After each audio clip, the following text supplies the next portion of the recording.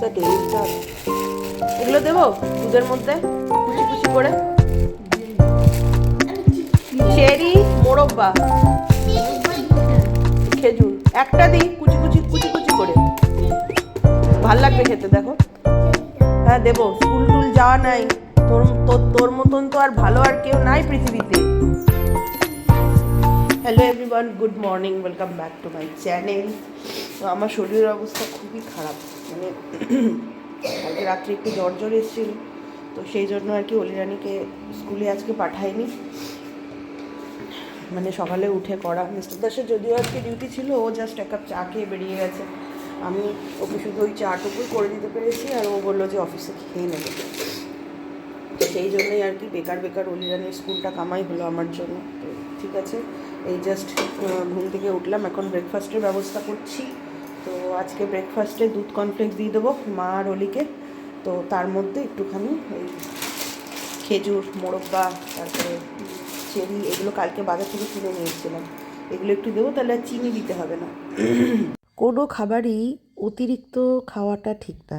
আমি একটা টাইমে এই দুধের সাথে কর্নফ্লেক্স দিয়ে ড্রাই ফ্রুটস দিয়ে এত খেয়েছি, এখন পুরোপুরি অধৈর্য ধরে গেছে। অধৈর্য মানে এখন দেখলে পরেই বিরক্তি লাগে। হ্যাঁ, মাঝে মাঝে ড্রাই ফ্রুটসটা খাই, কারণ ওটা আমাদের শরীরের জন্য খুবই উপকারী। সেই জন্যই আর কি নিজের শরীরের দিকে তাকিয়ে খাই, মুখের স্বাদে আর খাই না। কিন্তু হ্যাঁ, খেজুরটা বরাবরই আমার খুব পছন্দের। খেজুর আর মোরব্বা এই দুটো আমার খুবই পছন্দের। চেরিটা এনেছি অলিরানির জন্য, ও ও খেতে খুব পছন্দ করে। ওই পড়তে টড়তে যাওয়ার আগ দিয়ে দুটো কি চারটে ওর হাতে দিয়ে দিই, ও নিজে খেতে খেতে চলে যায়। ওর ওটা খুব পছন্দের একটা ফল। খেজুরটাও ভালোবাসে, কিন্তু চেরিটা বেশি। তো যেটা বলছিলাম, তো আমি একটা টাইমে, মানে একটা টাইমে বলতে ওই যখন আমি স্কুল কলেজে পড়ি সেই টাইমে আর কি এত আমি খেয়েছি এই জাতীয় খাবারটা, এখন সত্যি অভক্তি ধরে গেছে। আর আমার মেয়ের ক্ষেত্রেও ঠিক তাই। আগে তো সকালবেলাতে কর্নফ্লেক্স দিয়ে দুধ দিয়েই দিতাম, কিন্তু এখন ও খেতে চায় না সকালবেলায়। ওই অত ভারী, মানে ওর নাকি বলে পেট ভার হয়ে যায়, গাড়িতে গেলে পারে নাকি বমি পায়। ছাতুটাও মাঝে মাঝে দিচ্ছিলাম, কিন্তু এখন ছাতুটাও খায় না। ওই দুধ বিস্কুট ওইটুকুই ওর সঙ্গী। কর্নফ্লেক্সটা খেলে কি হয় বুঝতে পারি না, তো বলে যে ওর নাকি পেট ভার হয়ে যায়। যাই হোক, জোর জবরদস্তি করি না, তার কারণ হচ্ছে ওর এমনি গাড়িতে একটু বমিটিংয়ের ব্যাপার আছে। তো সেই জন্য নর্মাল দুধ বিস্কিট খেয়েই যায়, আর টিফিনটা ভারী দিই। তো দুধটা গরম করে ঢেলে দিলাম। অনেকে এর মধ্যে মধুও দেয়, কিন্তু আমার না মধুর ফ্লেভারটা ভালো লাগে না, অলিরানিরও তাই, তো ওই জন্য দিলাম। মার আর অলিরানির ব্রেকফাস্ট রেডি সকালে। ওদেরকে ব্রেকফাস্ট দিয়ে আমি রান্না বসাবো, তো তার আগে ভাবলাম যে একটুখানি গরম জল খাই। তো মার জন্য গরম জল করলাম, তো আমি আমার জন্য একটু করেছি। গরম জলটা খেতে যাও একটু ভালো লাগছে, ঠান্ডা জলটা খেলে পারি না, পুরো গলা দিয়ে যেন মনে হচ্ছে সেই কাটা কাটা কাটা কাটা জাতীয় এক রকমের সেই কিছু একটা নামছে, আর প্রচণ্ড গলার ভেতরে খুব কষ্ট হচ্ছে। আর ঠান্ডা জল খেতেও ইচ্ছে করছে না, তো সেই জন্যই আর কি গরম জল খাচ্ছি। ওই যতবারই খাচ্ছি গরম জল খেয়ে খেয়েই মোটামুটি নিজেকে একটুখানি সুস্থ করেছি। কালকে রাত্রে যে কন্ডিশন ছিল তার থেকে এখন অনেকটাই ভালো। তবে প্যারাসিটামল নিইনি এখনও অবধি। ইচ্ছে আছে যে প্যারাসিটামলটা যতটা অ্যাভয়েড করা যায়, কেননা প্যারাসিটামল খেলেই না মানে প্রচণ্ড শরীর উইক করে দেয়, এত উইক করে দেয় যে সেই উইকনেসটা দিন 15 লেগে যায় সেইটা থেকে মানে উঠতে আর কি। তো সেই জন্য আর একটু বারে বারে করে একটু ব্ল্যাক কফি খাচ্ছি। ব্ল্যাক কফিটা খেতে বেশ ভালো লাগছে। আর ওই যে যখন প্রচণ্ড এনার্জি লস হয়ে যায় না, তখন ব্ল্যাক কফিটা সত্যি খুব ভালো এনার্জি দেয় এটা খাওয়ার পরে। তো একটু স্ট্রং করেই বানালাম। এদিকে ব্ল্যাক কফি খাবো, আর ওই দিকে আমি না একটু ডাল বসিয়ে দেবো, কারণ ডালটা হতে থাক আর আমার এদিকে ব্ল্যাক কফিটাও খাওয়া হয়ে যাবে। একভাবে দাঁড়িয়ে থাকতে পারছি না, বেশিক্ষণ দাঁড়িয়ে থাকলে পরেই যেন কীরকম একটা আনচান আনচান করছে, শুতেও অস্বস্তি লাগছে, কারণ কাজ হয়নি, তো কাজ না হলে পরে শোয়াটাও যাচ্ছে না। ওই সবে মিলিয়েই আর কি বাজে অবস্থা, মানে শরীরটা ঠিক না থাকলে পরে যা হয় আর কি। আজকে সেরকম কিছুই রান্না করিনি, ওই সবজি দিয়ে, সব রকম সবজি দিয়ে একটা ডাল হলো, ফুলকপির ভাজা হয়েছে, উচ্ছে আলু ভাতে দিয়েছি, আর একটা ওই পাঁচমেশালি একটা তরকারি মতন করেছি। এই ছিল আজকের রান্না, মানে সেই রকম লেভেলেরই রান্না ছিল আর কি। আর একটুখানি চাল ভিজালাম। মা বললো যে সন্ধেবেলাতে মানে রাতের ডিনারে আর কি আমাদের আজকে একটু পিঠে বানানোর কথা চলছিল সকালবেলাতে আর কি। তো মা যখন বললো আমি ওটাই ভিজিয়ে দিলাম, মানে এই বেলাটা একটুখানি রান্নাবান্না হয়ে গেছে। তো এই জাস্ট স্নান করে উঠলাম, এখন একটু রেস্ট নিয়ে নেবো। আশা করছি সন্ধ্যের দিকে শরীরটা যদি ঠিক থাকে তাহলে মিস্টার দাসকে ফোনে বললাম যে একটু গুড় আনতে যাব, তো ও এক কথাতেই রাজি হয়ে গেল। আমি না যেতে পারলেও ও যাবে, ও গুড় নিয়ে আসবে, ওই গুড় দিয়ে আর ওই চালের পিঠে দিয়ে আজকে রাতের খাওয়া দাওয়া হয়ে যাবে। আজকে না একটু চুল ভিজিয়ে মানে স্নান করলাম। ইদানিং খুশকি হয়েছে এতটা, না আগে না শীতকালে এতটা খুশকির প্রবলেম আমার ছিল না জানেন। কিন্তু ওই যে যবে থেকে চুল হাইলাইট করেছি তবে থেকে হেনাটা একটুখানি গাফিলতি হয়েছে। প্রায় 6 থেকে 7 মাস আমি হেনা মাথায় একদমই লাগাইনি। তো সেই জন্য আর কি এখন এত মানে খুশকি হয়েছে না মাথায়, ওই হেনার থেকে ডিস্টেন্স বাড়িয়ে দেওয়াতে এটা হয়েছে। কিন্তু কিছু করার নেই। আর এখন যে পরিমাণ ঠান্ডা পড়েছে, এই ঠান্ডার মধ্যে আমি হেনাটা অ্যাভয়েডই করছি।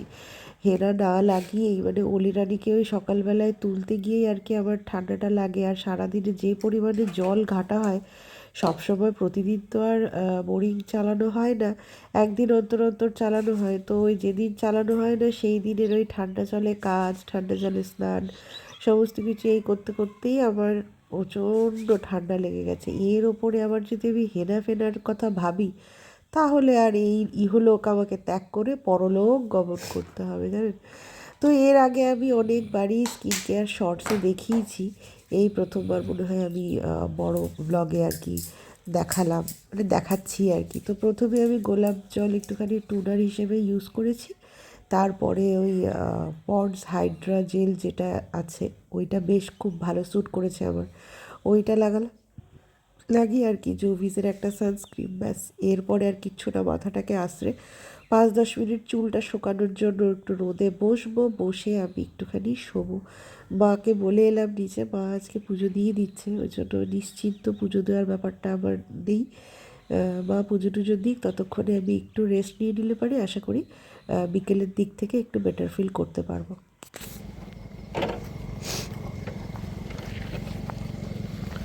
আমরা চলে এসেছি।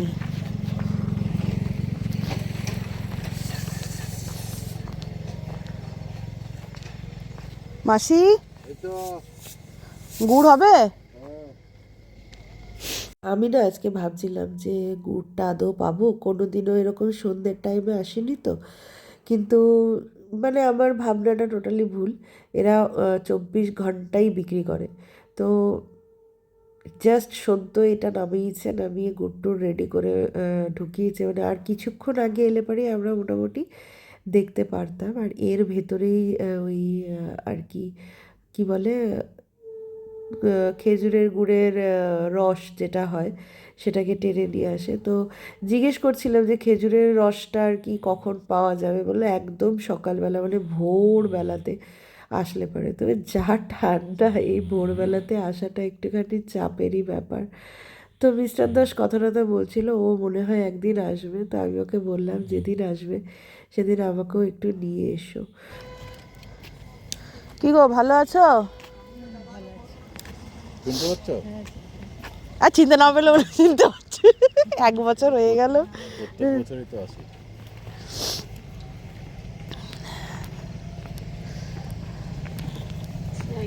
হ্যাঁ, জায়গা এনেছি।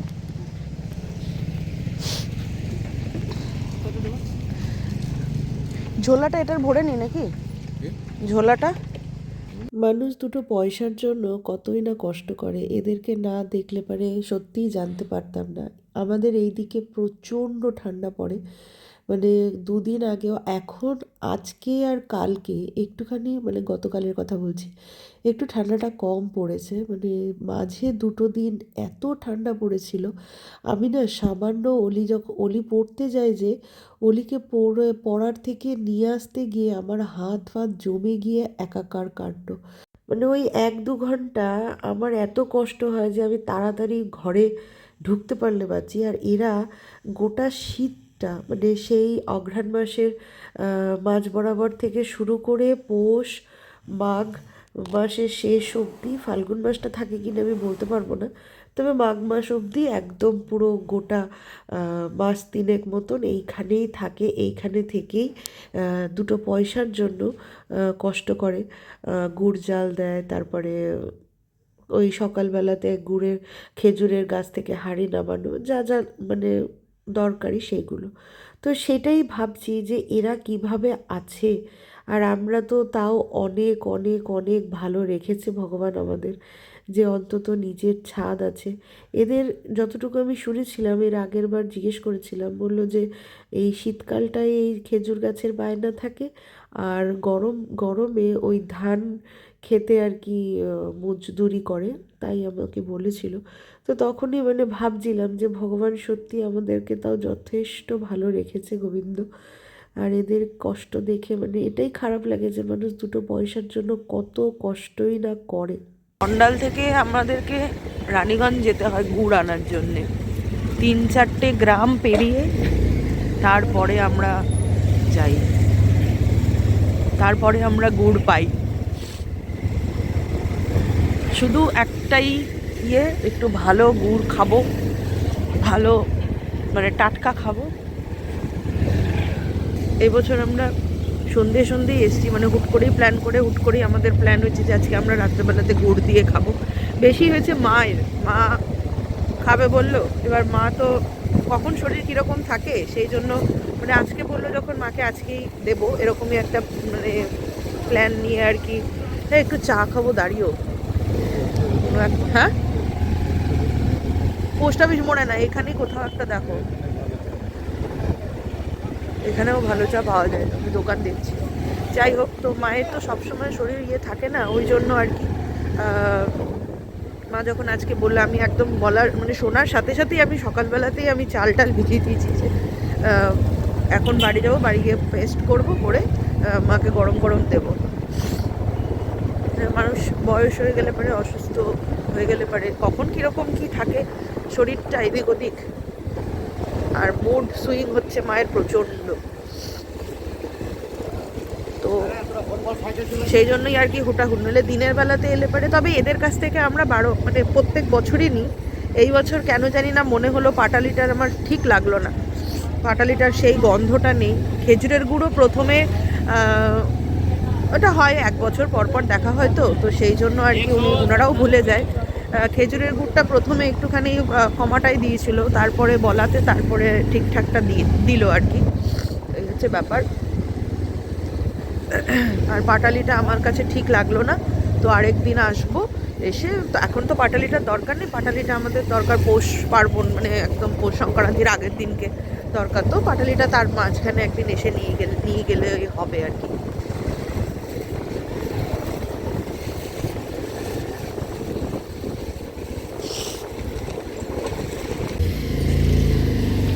মোটামুটি গ্রামটার ইতি এই মায়ের মন্দিরটা দিয়েই হলো, ব্যাস। এরপরে আবার সেই খোলা রাস্তা, দুদিকে জঙ্গল, মাঝখান দিয়ে রাস্তা। এটা কি পলাশবন না গো? হ্যাঁ, হ্যাঁ, এটার নাম হচ্ছে পলাশবন। এখানে জন্মাষ্টমীর সময় একবার এসেছিলাম মেলা দেখতে, অনেক দিন আগে, অনেক বছর হয়ে গেল। এই যে আজকে তাও ঠান্ডাটা কম বলে ঠিক আছে, মানে হাত ফাত জমছে না।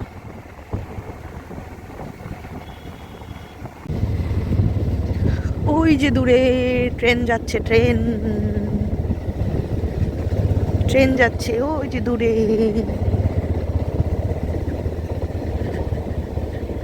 ট্রেনটা কিন্তু পুরো ফাঁকা, ও কারশেড থেকে ঢুকছে মনে হয়।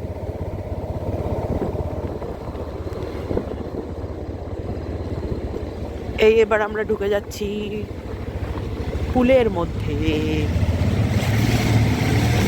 আমাদের অন্ডালে কিছু থাক না থাক, কতগুলো এইরকম একটা একটা করে পুল আছে, যেই পুলগুলো দেখেই আমার 12-13 বছর পেরিয়ে গেল, আগামী বছরগুলোও পেরিয়ে যাবে।